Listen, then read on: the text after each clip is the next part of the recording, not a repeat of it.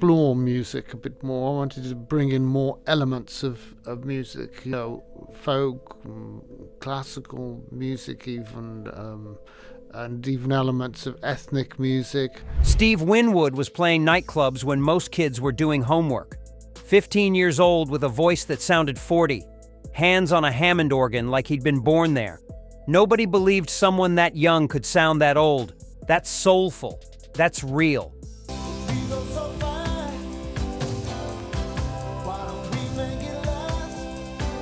But Winwood wasn't pretending. He'd absorbed every record he could find: blues, soul, jazz, rock. He didn't just listen. He lived inside those grooves until they became part of his DNA. While other British kids were copying American sounds, Winwood was translating them, making them his own. His voice carried weight beyond his years. His keyboard played mixed church and blues and jazz into something nobody else could touch. From the Spencer Davis Group to Traffic to Blind Faith to decades of solo work, he never stopped exploring. Record. Do you like touring still? Yeah, I mean, at one time, Never stopped searching for that perfect blend of soul and skill. Winwood's favorite albums weren't just influences, they were foundations. Each one taught him something essential about music. About feeling, about how to make an organ sing or a song breathe. These 7 records showed him that mastery and emotion didn't fight. They danced. And when they danced together, magic happened. Here are Steve Winwood's 7 favorite albums, the ones that built a prodigy into a master. Subscribe if music is your language. Which one do you think changed him most? 7. The Genius of Ray Charles. I've often been told that time brings about a change. Steve Winwood heard Ray Charles and found his calling. The Genius of Ray Charles came out in 1959, and it did the impossible: mix jazz and blues and pop and gospel into one blazing voice. Ray's hands on the piano created universes. His voice could break you or lift you, sometimes in the same phrase. And Igor Stravinsky, which I was having to play. I said, but I also like Fats Domino and Ray Charles. And Young Winwood in Birmingham listened and knew this was what he wanted, not to copy Ray, to understand what Ray understood, that music had no borders, only feeling. Ray Charles moved between Let the Good Times Roll and Come Rain or Come Shine, with total command, jumping blues to tender ballad without breaking stride. His arrangements were lush, but his soul stayed raw. Strings dressed the songs in elegance, but Ray's voice remained gritty where it mattered. Winwood studied that balance. How to be sophisticated and earthy at once. How to honor craft without losing soul. What destroyed Winwood was Ray's keyboard playing the way his left hand walked bass lines while his right hand created melody. The way he made the piano talk, cry, shout, and whisper. Winwood spent years learning that language later. When his own Hammond organ filled rooms with sound, Ray Charles was teaching him how to make keys breathe, how to make chords tell stories. 6. Folk singer. Well, it's getting late over in the evening, I feel like it. Steve Winwood discovered electric blues through Muddy Waters. But Folk Singer from 1964 showed him something different. Muddy unplugged sitting down with an acoustic guitar and just playing. No electricity, no amplification. Just pure Delta blues stripped to its essence. Muddy's voice rumbled like distant thunder. His guitar playing was sparse and perfect. Every note landed exactly where it was needed. Being a keyboard player and a guitar player, it doesn't always do myself. Winwood heard this and learned that power didn't need volume, that sometimes quiet hit harder than loud. Muddy Waters had invented electric Chicago blues. He was the man who made the blues shout. So when he went back to acoustic, people listened closer. My Home is in the Delta sounded ancient and timeless. Good Morning Little Schoolgirl rolled with menace underneath the calm. Muddy proved he didn't need effects to create feelings, his presence was the effect. Winwood absorbed that lesson. Later, when he played with the Spencer Davis Group, that understanding lived in every note. What hooked Winwood was Muddy's authenticity. This wasn't a man playing blues. This was a man who lived blues, who carried it in his bones. That realness couldn't be faked. You either had it or you didn't. Muddy had it. And he showed young Winwood that technique meant nothing without truth, that all the skill in the world was worthless if the heart wasn't in it. 5. Kind of Blue.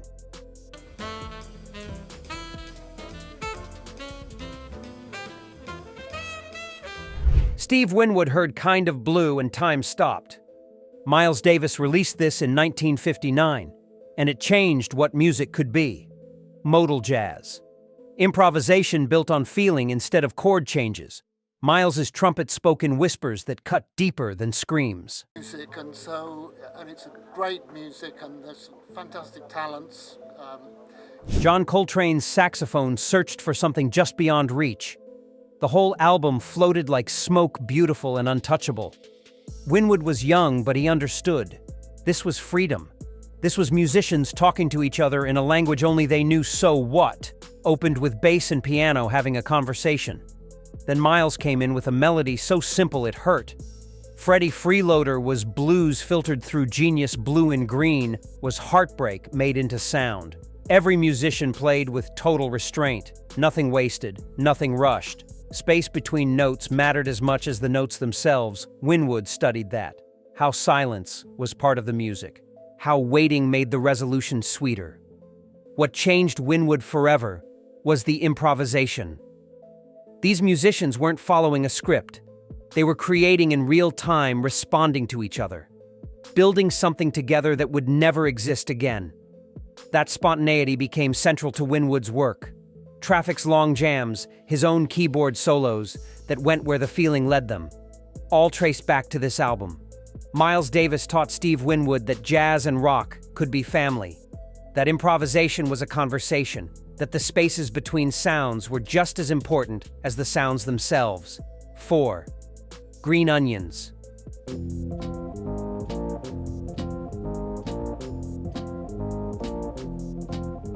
Steve Winwood found his organ sound in Booker T. Jones. Green Onions came out in 1962, and that Hammond B3 organ changed rock and roll. Booker T played with power and restraint mixed perfectly. The title track was just a groove, simple and unstoppable. The organ bubbled and churned. The guitar answered back. The rhythm section locked in tight 4 minutes of pure soul that never got old. The songs were inspired by what the band played, and this is the band that were playing on the record. Winwood heard this and knew what he wanted to do. Make the organ the lead instrument. Make it sing like a voice. Booker T and the MGs were the Stax Records house band. They backed everyone. Otis Redding, Sam and Dave, Wilson Pickett. But on this album, they stepped forward. Behave Yourself showcased Steve Cropper's guitar. Mo Onions proved the first hit wasn't a fluke, but it was Booker T's organ that dominated that thick, warm, soulful sound. Winwood studied every note, how Booker used the drawbars, how he created that growl, how he made the organ funky. What Winwood loved was the economy. Nothing complicated, just great musicians playing together, serving the groove. No solos for the sake of showing off. Everything served the song. That discipline became Winwood's approach. Later, when he played Gimme Some Lovin' with Spencer Davis, Booker T's influence exploded from every note. Booker T and the MGs taught Steve Winwood that soul was a feeling, not a race.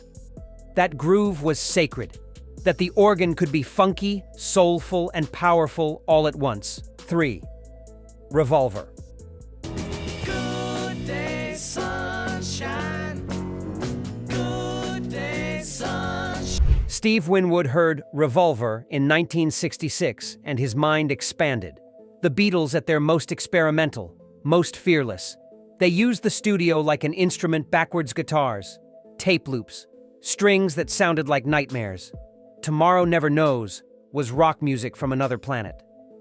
Eleanor Rigby broke hearts with just strings and voices. The Beatles showed Winwood that pop music could be art, that you could experiment and still connect, still matter. Every song on Revolver pushed somewhere new, Taxman had an attitude and politics. Here, there, and everywhere was perfect beauty. She Said came from an LSD trip, but sounded timeless. The Beatles weren't just making records, they were exploring what records could be. Winwood was doing the same thing with Traffic around this time, mixing rock with jazz, with folk with psychedelia. Revolver gave him permission, showed him others were pushing boundaries too. What amazed Winwood was their fearlessness. The Beatles had everything. Fame, money, screaming fans. They could have made She Loves You forever. Instead, they risked it all, chasing something deeper, something more real. That courage inspired Winwood. When he left the Spencer Davis Group at the height of their success to form Traffic, Revolver was part of the reason. Sometimes you had to walk away from safety to find something real. The Beatles taught Steve Winwood that evolution wasn't betrayal, that growth was necessary, that the studio was an instrument waiting to be played. 2. A Love Supreme.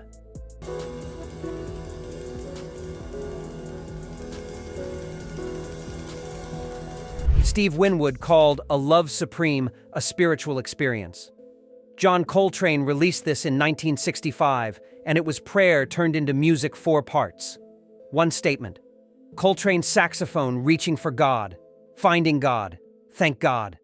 The whole album was worshipful, but worship that challenge that pushed, that demanded everything from the listener and the player. Winwood heard this and understood that music could be sacred, that playing could be praying. Coltrane's saxophone on this album didn't just make notes, it made statements. Acknowledgement repeated one phrase until it became a mantra. Resolution moved with purpose and power. Pursuance searched with urgency.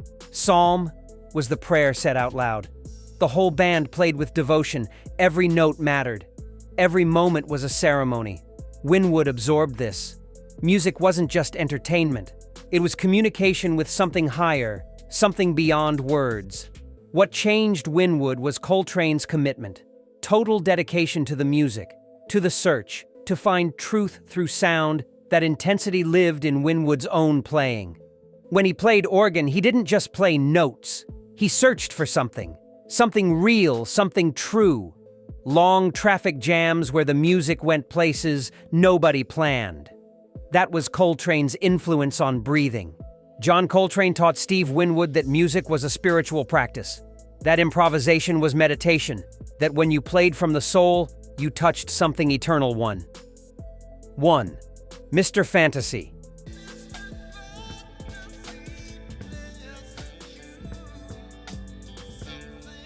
Steve Winwood chose Traffic's first album, his own band's debut from 1967, not from ego, from the truth.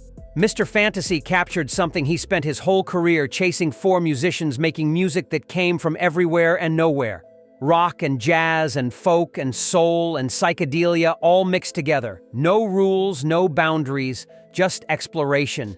They recorded it in a cottage in the English countryside, away from everything, just making music because they had to. The title track built from nothing into everything. Winwood's organ swirled and climbed, his voice soared and cracked and meant every word. Dear Mr. Fantasy was a plea and a prayer. The band jammed without destination, following feeling instead of structure. Paper Sun mixed psychedelia with soul. Hole in My Shoe was pure English whimsy. The album wandered, and that was the point. Music as a journey, not the destination. What made this album sacred to Winwood was freedom. For the first time, he wasn't following anyone's rules. Spencer Davis had hits. This was different. This was a risk. This was 4 musicians trusting each other completely. Jim Capaldi's drums, Chris Wood's flute and sax, Dave Mason's guitar, Winwood's organ and voice holding it together, but no one led. Everyone followed where the music wanted to go. Mr. Fantasy taught Steve Winwood his most important lesson. Trust the music, follow the feeling. The best songs aren't written, they're discovered. And discovery requires courage to get lost first. Steve Winwood never stopped exploring. These 7 albums taught him soul, blues, jazz, courage, and freedom. His organ sang because these masters taught it language. What album opened your world? Share it below. Subscribe for more stories about musicians who chose depth over easy answers every single time.